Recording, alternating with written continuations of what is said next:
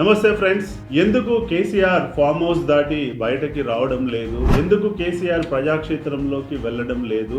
ఎందుకు కేసీఆర్ రోజువారీగా ప్రజలని లీడర్లను కలవడం లేదు? దీని వెనకాల ఏమన్నా స్ట్రాటజీ ఉందా? కేసీఆర్ ఏం ఆలోచిస్తున్నాడు? కేసీఆర్ రాబోయే ఎలక్షన్ లో ఉండేటువంటి రాజకీయ వ్యూహం ఏంటి అనే విషయాలన్నీ మీరు తెలుసుకోవాలి అని అంటే ఈ వీడియోని చివరి వరకు చూడండి. మీకు డెఫినెట్ గా దీని వెనకాల ఉన్నటువంటి వ్యూహం ఏంటో అర్థమవుతుంది. నేను మీ Errabelli Rajinikanth, political analyst. Janapaksham talk షోకి స్వాగతం, సుస్వాగతం. మీకు ఒకవేళ రాజకీయాలపై ఇంట్రెస్ట్ ఉంటే ఈ ఛానల్ని ఫాలో కావడం మాత్రం మర్చిపోకండి. ఇక విషయంలోకి వస్తే ఎందుకు కేసీఆర్ ప్రజాక్షేత్రంలోకి రావడం లేదు అన్నది మనం డీప్ గా అనలైజ్ చేసినట్లయితే కేసీఆర్ యొక్క వ్యూహం ఏంటంటే కావాలనే ఆయన ప్రజల్లోకి వెళ్ళడం లేదు, కావాలనే కేసీఆర్ ప్రజలకి దూరంగా ఉంటున్నాడు. ఇది వాస్తవం. మీరు అడగొచ్చు, ఎందుకు?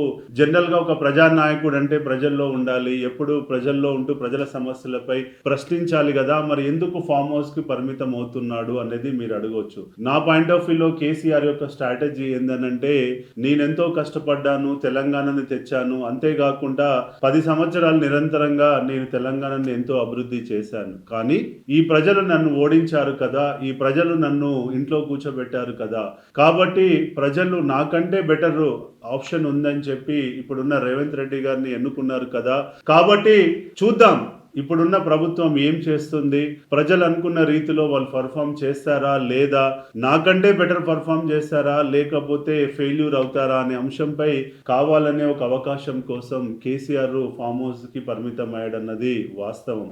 ఎందుకంటే ప్రజల్లో నిత్యం ఉంటే ప్రజలకు మన యొక్క విలువ తెలియదు అనేది కేసీఆర్ అవలంబించేటువంటి ప్రధానమైనటువంటి వ్యూహం. ఎందుకంటే నిరంతరం మనం ప్రజల్లో ఉంటే ప్రజలు మనల్ని మర్చిపోతారు, ప్రజలు మన యొక్క అవసరాన్ని గుర్తించరు అనేది ఆయన యొక్క వ్యూహం. కాబట్టి తన ఆలోచన ఏంటంటే ప్రజలు ఇబ్బందుల్లో ఉన్నప్పుడు, ప్రజలు ఇప్పుడున్న ప్రభుత్వం ఫెయిల్ అయింది అని అన్నప్పుడు, ప్రజలు ఇప్పుడున్న ప్రభుత్వం కంటే కేసీఆర్ బెటర్ గా చేశాడు అనే ఆలోచన వచ్చిన రోజు నేను ప్రజల్లోకి వెళ్తే లాభం ఉంటుంది తప్ప నిత్యం ప్రజల్లో ఉంటే మన యొక్క వాల్యూ తెలియదు అన్నది కేసీఆర్ యొక్క వ్యూహం. కాబట్టే తను ప్రజల్లోకి వెళ్ళడం లేదన్నది మనందరం గ్రహించాలి. సో కేసీఆర్ ఒక అవకాశం కోసం వెయిట్ చేస్తున్నాడు. అవకాశం ఏంటంటే ఇప్పుడున్న ప్రభుత్వం ఫెయిల్ కావాలి, ప్రజల్లో అది విపరీతమైన కోపాన్ని, ఆవేశాన్ని పెంచాలి. పెంచిన రోజు గనక తను ప్రజల్లోకి వెళ్తే తన యొక్క ఇమేజ్ మళ్ళీ ముందుకెళ్తుంది, తన యొక్క చేసిన పనులు ప్రజలకి మళ్ళీ గుర్తు చేస్తే తను సునాయాసంగా మళ్ళీ అధికారంలోకి రావచ్చు అన్నది తన యొక్క వ్యూహం. ఈ 4 సంవత్సరాలు ఎందుకు ప్రజల్లో రోజు తిరిగి ఎందుకు ప్రభుత్వం ఫెయిల్ అయిందని మనం ఎందుకు అనాలి? ప్రజలే గుర్తించాలి తన యొక్క విలువ, ప్రజలే గుర్తించాలి తనని ఎందుకు రిజెక్ట్ చేశారో, ప్రజలే బాధపడాలి, అయ్యో కేసీఆర్ ని మనం ఓడించాం కదా అని ఆ రోజు తను ప్రజల్లోకి వస్తే విలువ ఉంటుంది అన్నది తన యొక్క వ్యూహం. అందుకనే తను స్ట్రాటజికల్ గా ప్రజలతో డిస్కనెక్ట్ అయి దూరంగా ఉంటున్నాడు. కాబట్టి తన ఉద్దేశం ఏంటంటే 5 సంవత్సరాలలో ప్రతిరోజు రాజకీయం చేస్తే అవసరం లేదు, ప్రతిరోజు ఎలక్షన్ల కోసం పోరాటం చేస్తే అవసరం లేదు, లాస్ట్ 6 నెలలు సరిపోతుంది. ఆ 6 నెలల్లో ప్రజలకి ఇప్పుడున్న ప్రభుత్వం ఎక్కడ ఫెయిల్ అయింది, తనున్నప్పుడు ఎలా ఉండే అనే దాన్ని గనక గట్టిగా తీసుకెళ్తే ప్రజలు మళ్ళీ తనకి పట్టం కడతారు అనేది తన యొక్క వ్యూహం. కాబట్టి తను ఈ 4.5 సంవత్సరాలు ప్రజల్లోకి రాడు అన్నది వాస్తవం. ఎలక్షన్ల ముందు మాత్రమే 6 నెలల్లో తను ప్రజల్లోకి వస్తాడు.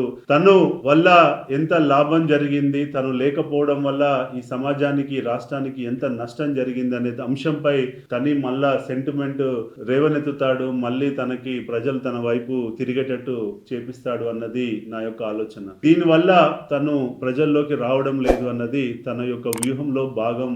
అంతే తప్ప తనకి ప్రజలపై ప్రేమ లేదు, తను కావాలని ప్రజలకు దూరంగా ఉండాలన్నది కాదు అన్నది నేను అనుకుంటున్నాను. సో మరి మీ అభిప్రాయాన్ని కూడా కామెంట్ రూపంలో తెలియచేయండి. నచ్చితే 10 మందికి షేర్ చేయండి. జై హింద్.